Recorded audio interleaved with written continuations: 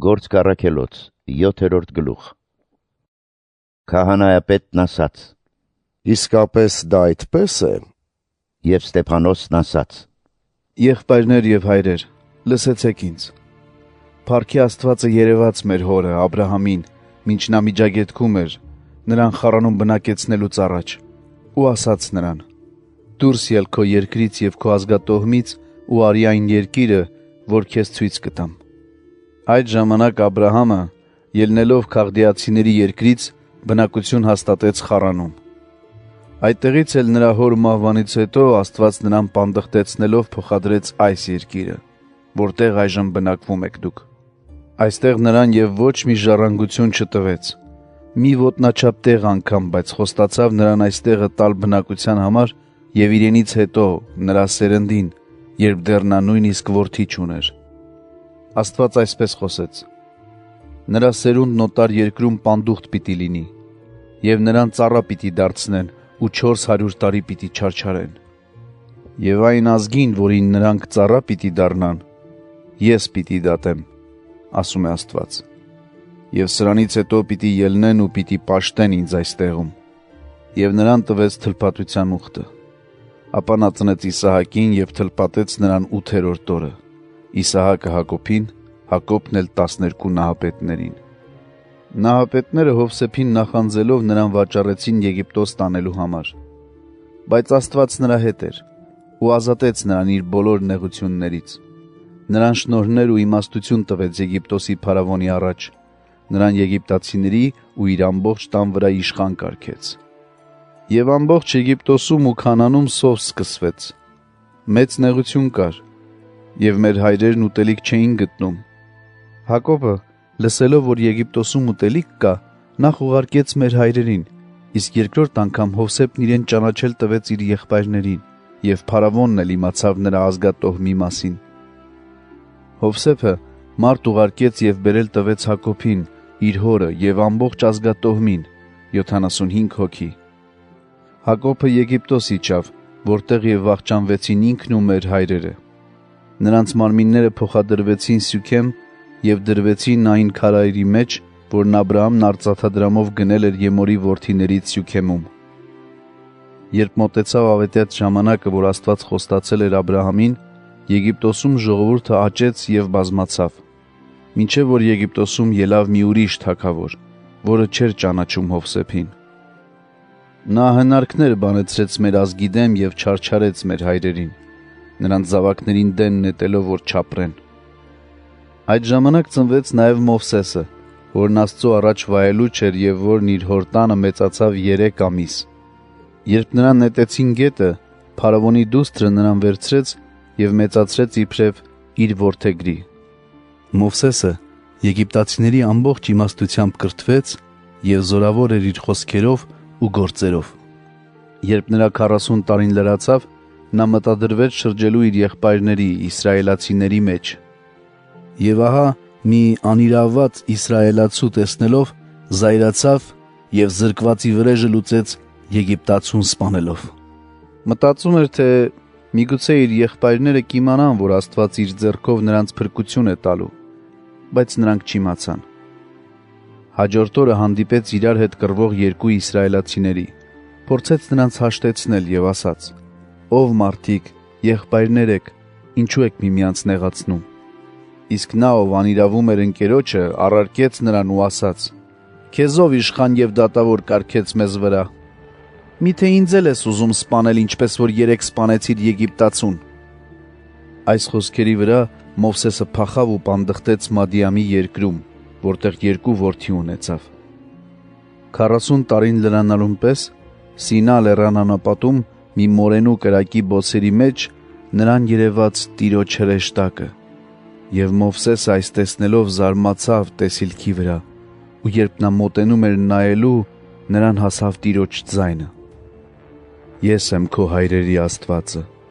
Աբրահամի, Իսահակի եւ Հակոբի Աստվածը»։ Մովսեսը զարհուրած չէր համարձակվում նայել, եւ Տերը նրան ասաց. «Ոտքերիդ կոշիկները հանիր, որովհետև այն տեղը, որտեղ կանգնած ես դու, սուրբ հող է»։ Ես աչքովս տեսա Եգիպտոսում իմ ժողովրդի չարչարանքները, լսեցի նրանց հառաչանքը և իջա նրանց փրկելու։ Այժմ արի, քեզ պիտի ուղարկեմ Եգիպտոս, այն Մովսեսին, որին ուրացան ասելով. «Ով քեզ մեզ վրա իշխան և դատավոր կարգեց, նրան Աստված որպես իշխան և փրկիչ ուղարկեց հրեշտակի ձեռքով, որ երևաց Մովսեսին մորենու միջից։ Նա է, որ դուրս հանեց նրանց, հրաշքներ ու զարմանահրաշ նշաններ անելով եգիպտացիների երկրում և Կարմիր ծովում ու անապատում 40 տարի շարունակ։ Այս Մովսեսն է, որ ասաց Իսրայելի որդիներին. Աստված ձեր եղբայրների միջից ինձ նման մի մարգարե պիտի հանի ձեզ համար, նրան լսեք։ Այս Մովսեսն է, որ անապատում ժողովրդի և այն հրեշտակի միջև էր, որ Սինա լեռան վրա խոսեց նրա և մեր հայրերի հետ։ Նա էր, որ կենարար պատգամներ ընդունեց մեզ տալու համար։ Մեր հայրերը չուզեցին նրան հնազանդ լինել, այլ մերժեցին նրան ու իրենց սրտերով դեպի Եգիպտոս դարձան։ Ահարոնին ասացին. մեզ համար մեզ առաջնորդող աստվածներ կերտիր, որովհետև չգիտենք, թե ինչ պատահեց այն Մովսեսին, որ հանեց մեզ եգիպտացիների երկրից։ Եվ այդ օրերին հորթանման մի արձան ձուլելով ու այդ կուռքին զոհեր մատուցելով, իրենց ձեռքի գործերով էին ուրախանում։ Աստված էլ երես դարձրեց և նրանց մատնեց երկնքի զորությունների պաշտամունքին, ինչպես որ գրված է մարգարեների գրքում. Ով Իսրայելի տուն, միթե անապատում 40 տարի զոհեր ու պատարակներ մատուցեցիք ինձ, ընդհակառակը դուք վերցրիք մողոքի վրանը և հռեմփը Աստծո աստղը և այն պատկերները, որ քանդակեցիք նրանց երկրպագելու համար, ահա թե ինչու ես ձեզ պիտի փոխադրեմ Բաբելոնից այն կողմ։ Անապատում վկայության խորանը մեր հայրերի հետ էր, ինչպես որ Մովսեսի հետ խոսողը հրաման տվեց շինել այն ըստ այն օրինակի, որն ինքը տեսել էր։ Եվ մեր հայրերն էլ իրենց հերթին այն ստանալով Հեսուի հետ բերեցին այն հեթանոս ազգերի երկիրը, որոնց Աստված վտարեց մեր հայրերի առջևից։ Այսպես էր մինչև Դավթի օրերը, երբ նա Աստծու առաջ նոր գտավ ու խնդրեց, որ Հակոբի Աստծու համար մի բնակարան կառուցի։ Բայց Սողոմոնը նրա համար տուն շինեց։ Սակայն Բարձրյալը բնակվում է ոչ թե ձեռակերտ տաճարների մեջ, այլ ինչպես մարգարեն է ասում. երկինքն է իմ աթոռը, և երկիրը պատվանդանն իմ ոտքերի։ Ինչպիսի տուն պիտի շինեիք ինձ համար, ասում է Տերը, և կամ որ վայրը կարող է լինել իմ բնակարանը, չէ որ իմ ձեռքն է շինել այս բոլորը։ Կամակորներ, սրտով ու ականջով անթլպատներ, դուք միշտ հակառակ եք Սուրբ Հոգուն, ինչպես որ ձեր հայրերն էին, այնպես էլ դուք։ Ձեր հայրերը մարգարեներից որինչը հալածեցին և սպանեցին նրանց, ովքեր նախօրոք ավետեցին արդարի գալստյան մասին, որի մատնիչներն ու սպանողները եղաք դուք այժմ, դուք, որ հրեշտակների միջոցով ստացաք օրենքը, բայց այն չպահեցիք։ Եվ այս բաները լսելով իրենց սրտերում զայրանում էին ու նրա վրա ատամ կրճտացնում։ Իսկ նա լի էր Սուրբ Հոգով, աչքերը երկինք առեց, տեսավ Աստծու փառքը և Հիսուսին, որ կանգնած էր Աստծու աջ կողմը, և ասաց. Ահա տեսնում եմ երկինքը բացված և մարդու որդուն կանգնած Աստծու աջ կողմում։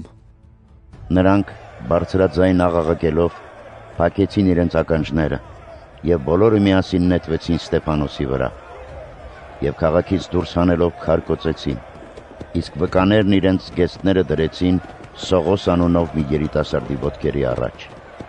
Քարկոծում էին Ստեփանոսին, որն աղոթում էր ու ասում. Տեր Հիսուս, ընդունիր իմ հոգին։ Ապա ծնկի եկավ ու բարձր ձայնով աղաղակեց. Տեր, սա նրանց իբրև մեղք մի համարիր։ Եվ այս ասելուց հետո հոգին ավանդեց։